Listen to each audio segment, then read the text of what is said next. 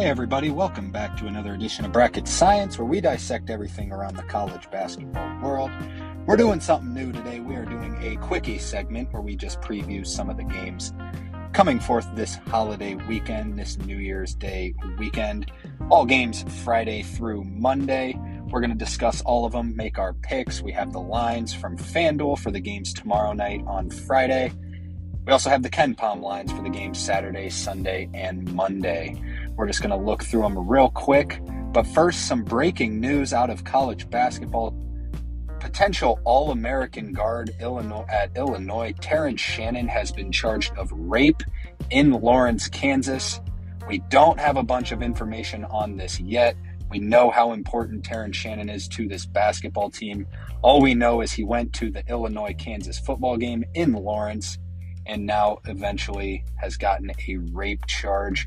We will be sure to inform everyone when we know what the situation is. We know how good he's been this year. He is climbing up NBA lottery boards. This could ruin his career if he was to be proven guilty. We'll see. Stay updated on this. But enough of the negativity. Let's get into some of the games taking place on Friday. We are recording this Thursday night, so the lines have already come out on FanDuel for some of Friday's games.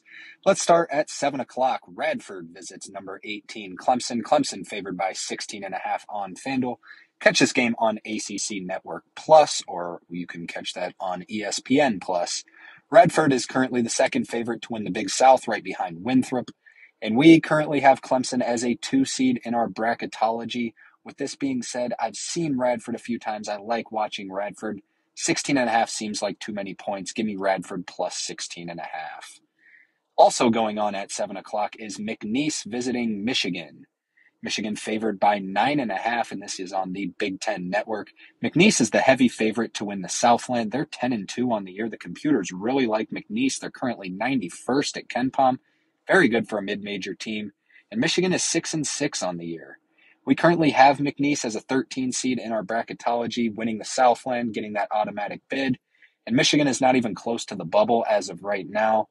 McNeese scores the ball really well, and Michigan is very bad on defense. Michigan also scores the ball well, though. But with this being said, give me McNeese plus 9.5. I feel like that is too many points. I could see McNeese winning this game. Michigan has got a lot of problems going over there. McNeese plus 9.5.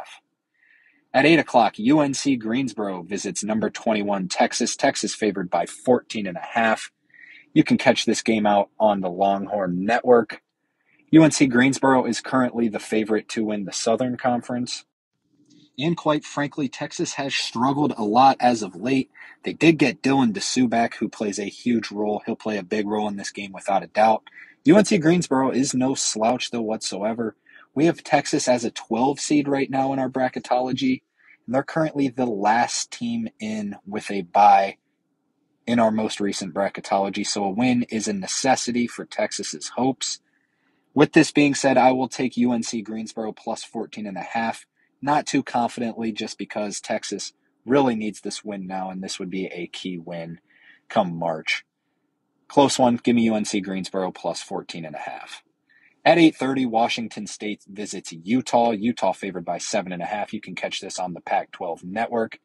We currently have Utah as an 8 seed right now, but Washington State really has had a good year, kind of under the radar, a good year. I still think Utah is a little bit too good. Give me Utah minus 7.5. The game of the night is at 9 o'clock, and it's San Diego State at number 13 Gonzaga. Gonzaga favored by 6.5. This game's on ESPN2. San Diego State is comfortably in our bracketology as the 9 seed out of that very good Mountain West this year. Gonzaga has struggled so far this year. We have them as a 6 seed right now. They've struggled for their standards, but at home, I think Gonzaga minus 6.5 is as close to a sure thing as you can get. Give me Mark Few's squad. Also at 9 o'clock, another Pac-12 matchup, Washington at Colorado. Colorado favored by 7.5. This game's on ESPNU. Washington is one of our first 4 teams in our bracketology, and Colorado is our second overall team that did not make the tournament, our second team out.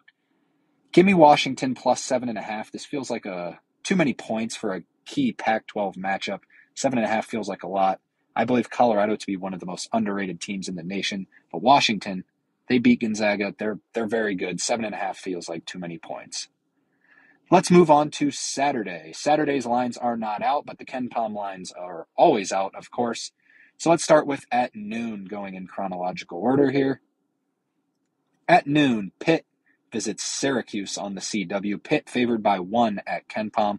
Pitt is our overall 4th team out, and Syracuse is in our next 4 out. We have a lot of bubble teams, and we decided to label them all. Syracuse, one of the teams that's on the bubble that is not in anyone's prediction to make the tournament as of right now.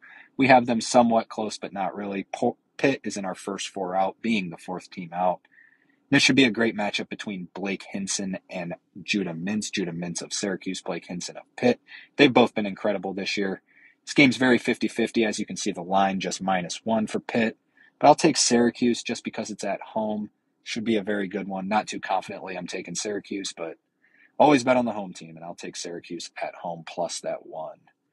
The game of the weekend and the game of Saturday at 2 o'clock, Big East matchup. Number 22 Creighton visits number 10 Marquette. Marquette favored by 3. This game is on CBS. Creighton's coming off that loss to Villanova, and Marquette just beat Georgetown by a lot, but that was following that loss to Providence at Providence. -3 doesn't feel like enough for Marquette at home. We saw what they did to Texas at home. Creighton is struggling a little bit.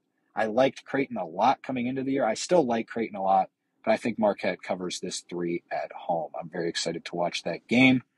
Also going on at 2 o'clock, Indiana State visits Michigan State. Michigan State favored by 9. This game is on Fox Sports 1. This is their first matchup ever since Larry Bird and Magic Johnson. Very, very, very good matchup back in the day, along with right now. Indiana State is the favorite to win the Missouri Valley, and Michigan State is currently one of our first 4 teams in. And Indiana State has an automatic bid in our bracketology. We have them as an 11 seed right now.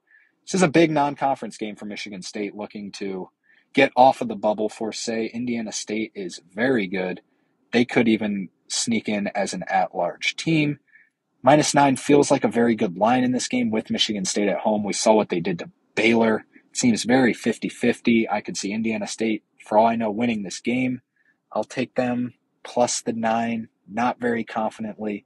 We saw Michigan State dominate Baylor at home, but they have not been good other than that. I'll still take Indiana State plus 9. Also at 2 o'clock, Alabama is favored by 9 points, visiting Liberty. This game is on ESPN+. Alabama, with their tough schedule, even scheduling incredibly tough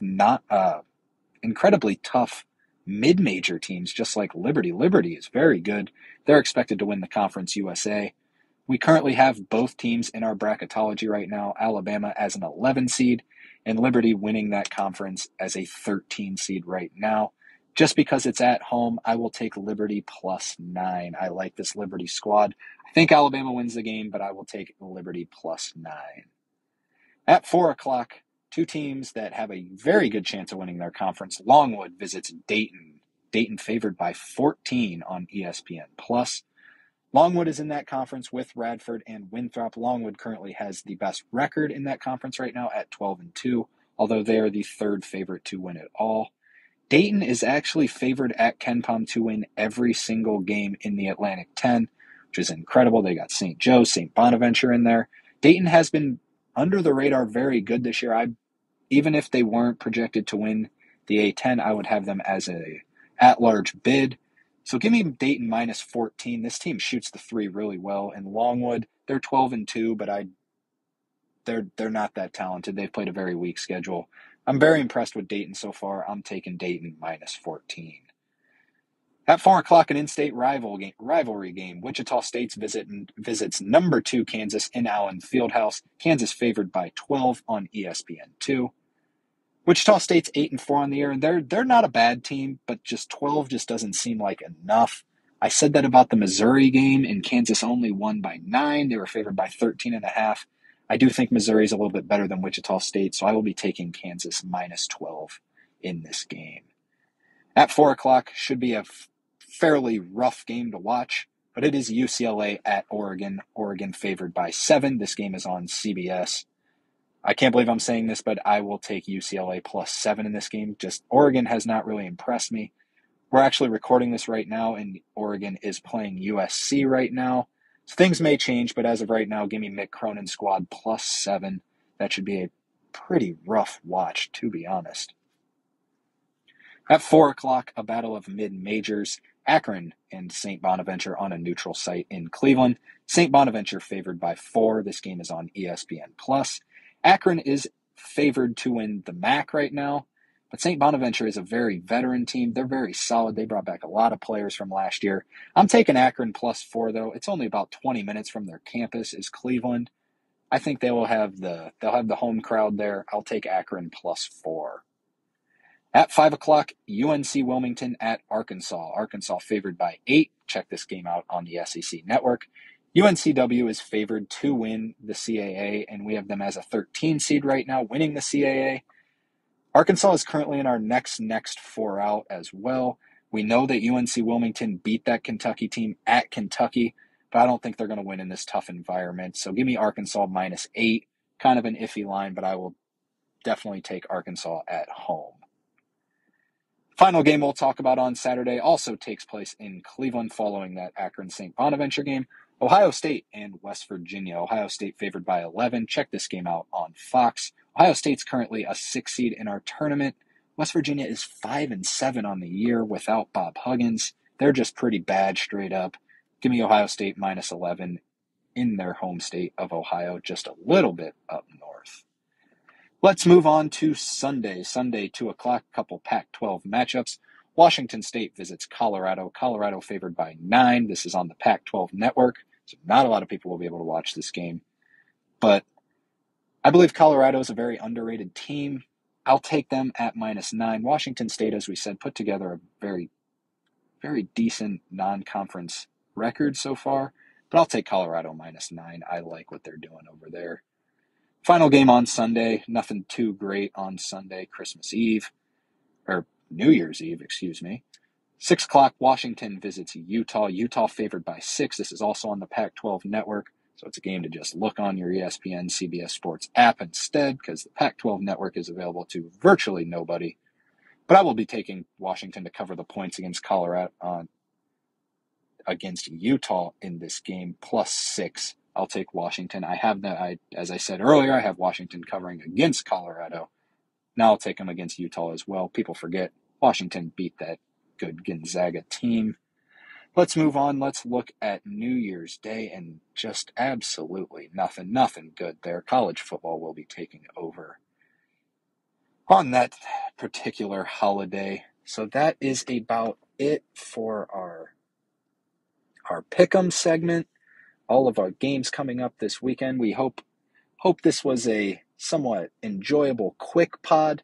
Not that much to talk about other than that breaking news of Terrence Shannon, but a lot of good games coming up this weekend. A lot of good mid-major games. Teams looking to make a case in becoming an at-large bid.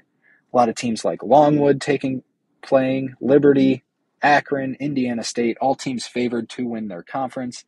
We'll see how they do playing against these bigger major teams. That is all for our show. As always, thank you so much for listening. We will be back on Tuesday, I will say, as of right now, to talk about the rest of these games, talk about some of the results that went on. Hopefully we'll have more insight on the Terrence Shannon case that is going on right now. Hopefully they get this thing figured out. It's tough to see. We hope they just get it resolved. We'll be posting all our updates, all our big games. We're about to post our All-American teams on our Instagram, our Twitter, our Facebook. Our Instagram and Twitter is at Bracket Science with 2 S's. Our Facebook is at Bracket Science, 2 words. We already have it posted on our blog. We post everything on our blog first. That's at bracketscience.weebly.com. Thanks again for tuning in. Hope everyone had a wonderful Christmas and hope everyone has an even better New Year's. Thanks again. See you later.